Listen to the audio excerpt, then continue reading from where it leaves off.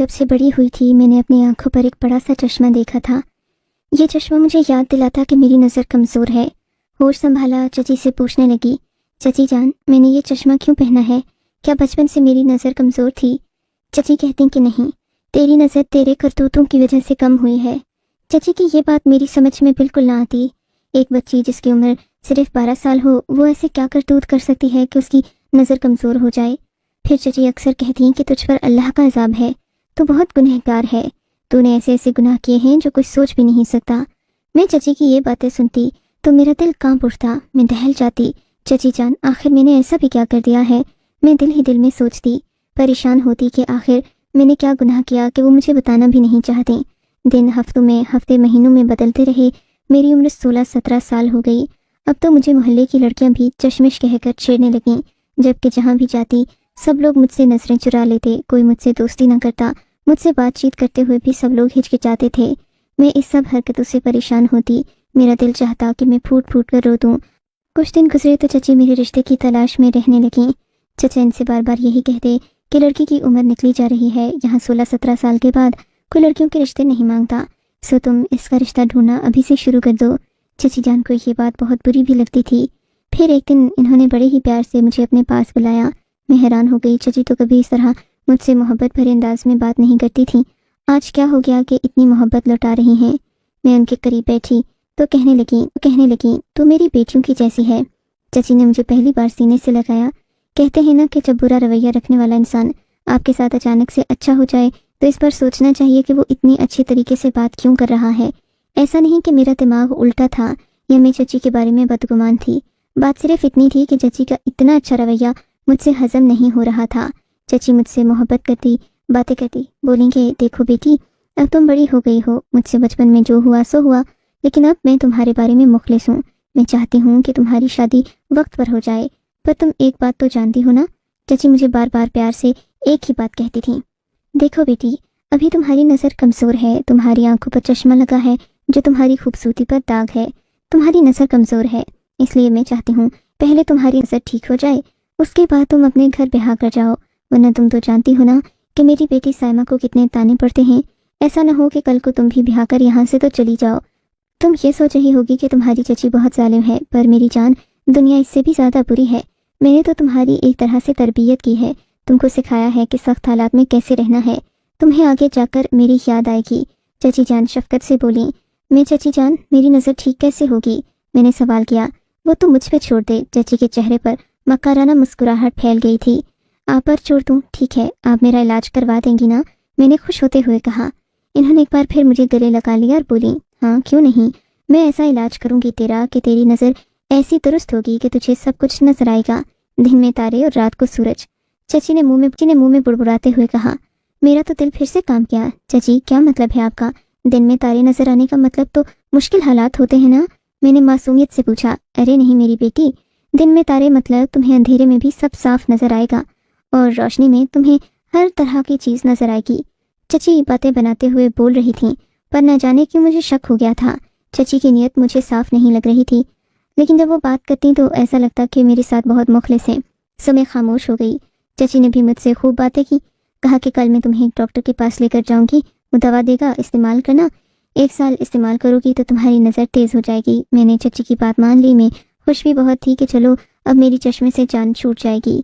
शाम का वक्त था। चची मुझे लेकर एक डॉक्टर के पास गई। डॉक्टर ने मेरी नज़र चेक की। कहा कि इसे फ़ौरन ऐनक लगाने की ज़रूरत है। ये ऐनक जिसने पहन रखी है इसका नंबर कम है। मैंने कहा ठीक है। चची ने मुझे ऐनक भी लेकर दी और फिर बोली, अब मैं तेरे इलाज के लिए एक ख़ास दवा लेने जा रही हूँ, उससे तुझे आराम आ जाएगा। ये जो ऐनक है ये तो इसलिए पहनते हैं कि नज़र मज़ीद कमज़ोर ना हो। उस दवा से तेरी जो नज़र चली गई है वो भी वापस आ जाएगी। चची की बात सुनकर मैं खुश हो गई। वो एक तंग सी गली के अंदर घुस गई। यहाँ पर एक भूरे रंग के दरवाजे वाला घर था।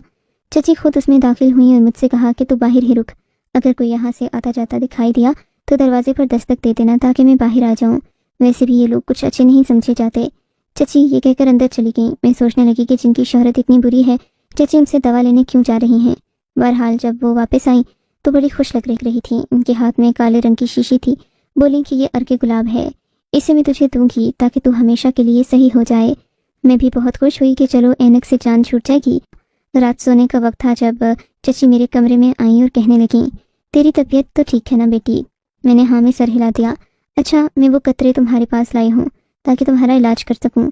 یہ کہہ کر چچی نے مجھ سے کہا کہ تم بیڈ پر لیٹ جاؤ، وہ قطرے میں تمہاری آنکھوں میں ڈال دوں گی۔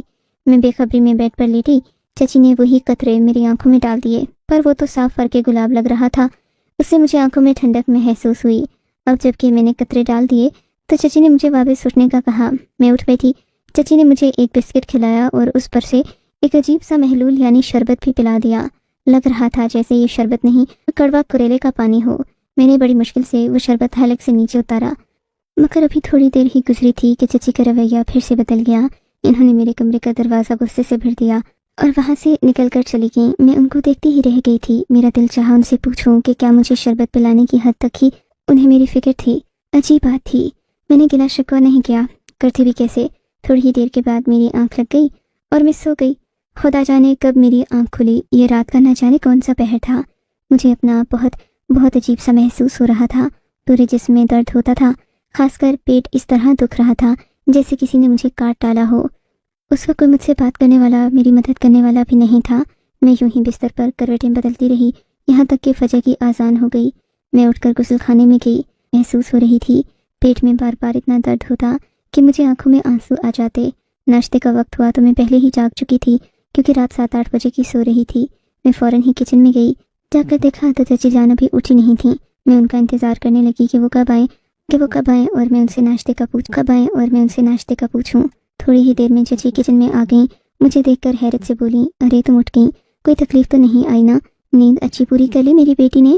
چچی کا رویہ ایک بار پھر 180 کے زاویے سے بدل چکا تھا، جبکہ میں پہلے سے بھی زیادہ پریشان اور کنفیوز ہو گئی تھی، کیونکہ میں جان گئی تھی کہ یہ سب جو بھی چچی کر رہی ہیں اس کا کوئی مقصد تو ضرور ہے، ورنہ اتنا اچھا رویہ انہوں نے پوری زندگی مجھ سے نہیں رکھا تھا۔ آج کا دن بھی یوں ہی گزر گیا۔ چچی مجھ سے کبھی اچھا رویہ رکھتی تو کبھی برا۔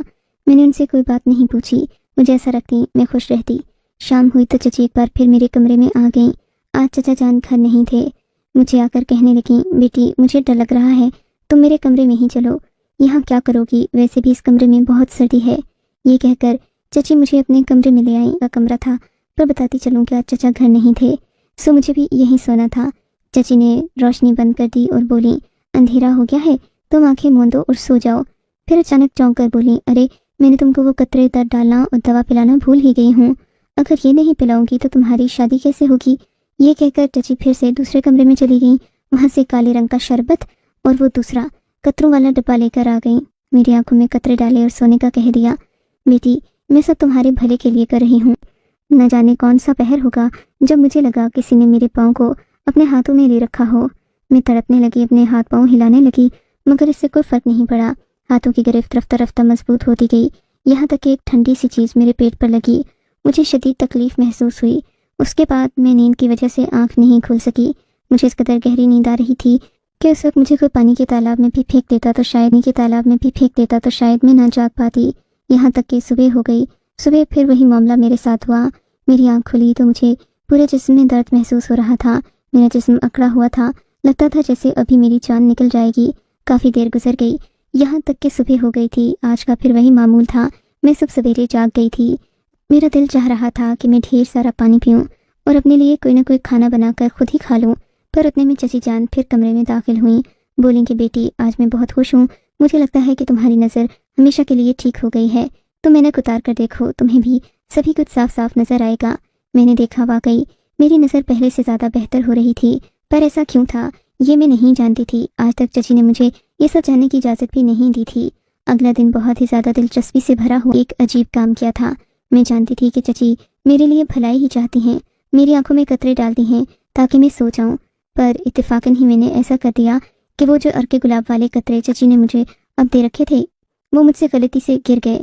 یعنی میں نے ارکے گلاب والی بوتل کو پانی سے بھر کر رکھ دیا تھا، اصل ارکے گلاب گر گیا تھا۔ اب میرے پاس اور کوئی چارہ نہیں تھا اس سب کے علاوہ۔ رات کو چچی میرے کمرے میں آئیں تو کہنے لگیں، بیٹی تمہارا ارکے گلاب کہاں ہے؟ وہ آنکھوں میں ڈال کر لیٹ جاؤ تاکہ میں تم کو یہ دوا پلا دوں۔ چچی مجھے لیٹ کر دوا پینا بہت عجیب لگتا ہے، آپ یہیں رکھ دو، میں پی لوں گی۔ بیٹی لازمی پی لینا، ایسا نہ ہو کہ سارے دنوں کی محنت ضائع جائے۔ یہ کہہ کر چچی کمرے سے چلی گئیں، جبکہ میں نے ارکے گلاب والے قطرے بھی اپنے پاس رکھ لیے، مگر مجھے ڈر لگ رہا تھا کہ اگر میں نے یہ قطرے اپنی آنکھوں میں ڈال دیے ہو جائے، کیونکہ میں عرق گلاب کی جگہ اپنے سے بنائے ہوئے پانی کے قطرے آنکھوں میں ڈالنے لگی تھی۔ پھر میں خاموش ہو گئی۔ سوچا کہ اگر ایک دن یہ سب نہیں کروں گی تو کون سا کوئی قیامت آ جائے گی۔ ایک دو دن میں چچی کو بھی بتا دوں گی کہ میرے ساتھ یہ مسئلہ ہے، وہ عرق گلاب نیا لے کر دیں گی تو سب کچھ ٹھیک ہو جائے گا۔ پر اس رات ایک عجیب واقعہ ہوا جسے میں سمجھ نہیں سکی کہ سب کا مقصد کیا تھا۔ یہ صبح کے تقریباً 3 بجے ہوں گے جب مجھے اپنے کمرے میں ہلچل سی محسوس ہوئی۔ میں نے دیکھا ایک کالے رنگ کے کپڑوں میں ملبوس یالا سا اندر داخل ہوا۔ میری تو چیخ نکل گئی۔ میں چیختے چلاتے اپنے کمرے کی باہر والی طرف آ گئی۔ مجھے بھی ایک ہاتھ سا پورے کمرے میں گھومتا پھرتا محسوس ہو رہا تھا۔ پہلے لگا یا شاید کوئی جن بھوت ہے جو مجھے ڈرانا چاہتا ہے، پر ایسا بھی نہیں تھا۔ وہ کوئی جن بھوت نہیں تھا، وہ ایک انسان کے قد و قامت کی کوئی عورت لگ رہی تھی۔ میں باہر بھاگی۔ میں چچی کے کمرے کی طرف دوڑی کہ چچی مجھے بچا لو، میرے کمرے میں کوئی آ گیا ہے۔ چچی جب تک اٹھتی میں واپس اپنے کمرے تک آ گئی، مگر یہ جان کر سخت حیرت ہوئی کہ وہاں چچی پہلے سے موجود تھیں۔ ان کو دیکھ کر میں حیران رہ گئی۔ چچی جان آپ یہاں؟ یہ عورت میرے کمرے میں گھس آئی ہے، نہ جانے کون۔ یہ عورت میرے کمرے میں گھس آئی ہے، نہ جانے کون ہے کیا ہے۔ میں نے اسی عورت کی طرف اشارہ کرتے ہوئے بولا جس نے خود کو کالی چادر میں لپیٹ رکھا تھا، اور چچی بھی اس کے ساتھ کھڑی تھیں۔ ہاں بیٹی، یہ تو دائی جان ہیں، یہ مجھے چیک کرنے آتے ہیں۔ یہ دیکھ کر اور سن کر تو میں حیران رہ گئی۔ اتنی تو میری عمر بھی تھی کہ ان معاملات کو سمجھ سکوں۔ چچی کو بھلا 50 سال کی عمر میں دائی کی کیا ضرورت پڑی تھی؟ ضروری ان کی کوئی جاننے والی تھی اور کسی خاص مقصد کے لیے آئی تھی۔ اس دن کے بعد سے میں نے چچی پر بھروسہ کرنا چھوڑ دیا تھا۔ پھر میری زندگی میں ایک عجیب تبدیلی آئی۔ میں سمجھی تھی کہ شاید میں چچی کے شر سے بچ گئی ہوں، کیونکہ وہ روزانہ عجیب و غریب حرکتیں کرتی تھیں۔ پر مجھے شادی کے بعد معلوم ہوا کہ چچی نے مجھے کس قدر نقصان پہنچایا ہے۔ وہ دشمن تھیں پر دوست کے روپ میں میرے ساتھ اچھا کرنے کی صرف اور صرف اداکاری کرتی رہیں۔ یہاں تک کہ میری ساس نے میرے شوہر سے کہا کہ تم اپنی بیوی کو ہسپتال میں چیک کروا دو، ایسا نہ ہو کہ اس مرد کے دل پر یہ بات لگ گئی۔ انہوں نے مجھے جا کر چیک کرایا۔ چیک کرانے کے فوراً بعد ہی میرے شوہر کا موڈ آف ہو گیا تھا۔ میں بہت پریشان ہوئی۔ وہ مجھے کچھ بتا بھی نہیں رہے تھے۔ میں ان سے پوچھتی تو اپنا منہ پھیر لیتے۔ ان کا رویہ مجھ سے بدل گیا تھا، حالانکہ وہ خود ہی کہتے تھے مجھے اولاد کی اتنی چاہ نہیں ہے جتنی میں تم سے محبت کرتا ہوں، مگر اب اس محبت کو خدا جانے کیا ہوا تھا۔ میں ان سے جو بھی بات پوچھتی وہ مجھے کوئی جواب نہ دیتے، یہاں تک کہ اسی طرح 2 ہفتے گزر گئے۔ ایک دن میرا صبر جواب دے گیا۔ میں نے ان سے پوچھ ہی لیا کہ آخر ڈاکٹر نے آپ کو ایسا کیا بتایا کہ آپ نے مجھ سے منہ پھیر لیا۔ پھر جو بات انہوں نے کہی اس نے میرے رونگٹے کھڑے کر دیے۔ دیکھو میں تم سے کچھ بھی چھپانا نہیں چاہتا، پر سچ ہے کہ دل بھی توڑنا نہیں چاہتا۔ ڈاکٹر نے کہا ہے کہ تمہارے پیٹ میں کچھ عجیب طرح کا زخم لگایا گیا تھا۔ اس زخم کی وجہ سے تم بچے پیدا نہیں کر سکتی جب تک کہ اس کا آپریشن نہیں ہوا، پر آپریشن میں جان جانے کا بھی خطرہ ہے۔ میں یہ بات سن کر حیران رہ گئی۔ مجھے یاد آنے لگا وہ دن جب چچی مجھے وہ سرما وغیرہ لگوا کر سلا دیتی تھی۔ صبح اٹھتے ہی میرے پیٹ میں شدید درد ہوتا تھا، جیسے کسی نے مجھے مارا ہو یا میرے پیٹ کے اندر کسی نے چھری رکھ دی ہو۔ ایسا عجیب سا درد مجھے کبھی نہیں ہوتا تھا۔ مجھے یہ بات یاد آ گئی تھی، میں مگر خاموش رہی۔ میں نے شوہر سے کہہ دیا کہ یا تو جان دوں گی یا آپ کی اولاد پیدا کروں گی، میں نے اب اس گھر سے نہیں جانا، میں آپ کو دل و جان سے چاہتی ہوں۔ وہ یہ سن کر خاموش ہو گئے۔ ان کی آنکھوں میں بھی آنسو آ گئے تھے۔ وہ مجھ سے بہت محبت کرتے تھے، پر میں اس خالی محبت کے ساتھ زندگی گزارنا نہیں چاہتی تھی۔ بچے پیدا کر کے ایک پرسکون زندگی رہنا چاہتی تھی۔ تبھی ایک دن میں نے ان کے تو کلیجے میں جیسے یہ سن کر ٹھنڈ پڑ گئی تھی۔ تم سائمہ کو کہتی تھی نا کہ تو بے اولاد رہے گی، مگر بیٹا ایسے نہیں کہتے۔ دیکھو نا اب تم بھی تو بے اولاد ہی رہو گی، کیونکہ سائمہ کی ماں خاموش بیٹھنے والی نہیں ہے۔ میں نے اپنا بدلہ لے لیا، اب تم اگر چاہو بھی تو کچھ نہیں کر سکتی۔ چچی کے منہ سے یہ بات سن کر میری تو آنکھیں پھٹی کی پھٹی رہ گئیں۔ کیا بات ہے چچی، آپ نے کیا واقعی مجھ سے بدلہ لیا ہے؟ کیا کیا ہے آپ نے بتائے نا؟ یہ سنتے ہی چچی فوراً سنبھل گئی۔ نہیں بیٹا میں نے تو کچھ نہیں کیا، بس دل سے بددعا کی ہوگی، اور تو کچھ نہیں۔ چچی یہ کہہ کر معصوم بن گئیں، پر میں ان کی حقیقت جان گئی تھی، سو ان کے گھر سے کھانا پینا بھی چھوڑ دیا۔ میرے شوہر نے میرا علاج کروایا، اس کے بعد اللہ نے مجھے اولاد دے دی۔ اگرچہ میں نے اوپر نیچے 3 اولادیں پیدا کیں، مگر میری چچی کی بیٹی کی اولاد پھر بھی نہ ہوئی، اور چچی مل کر کٹتی ہی رہ گئیں۔ ان کا خیال تھا کہ ایک امیر گھرانے میں جا کر اولاد پیدا نہ کروں گی تو میری طلاق ہو جائے گی اور زندگی بھر کے لیے انہیں ایک مفت کی نوکرانی مل جائے گی، پر ایسا نہیں ہوا۔ یہ سب کرم میرے رب کا ہے۔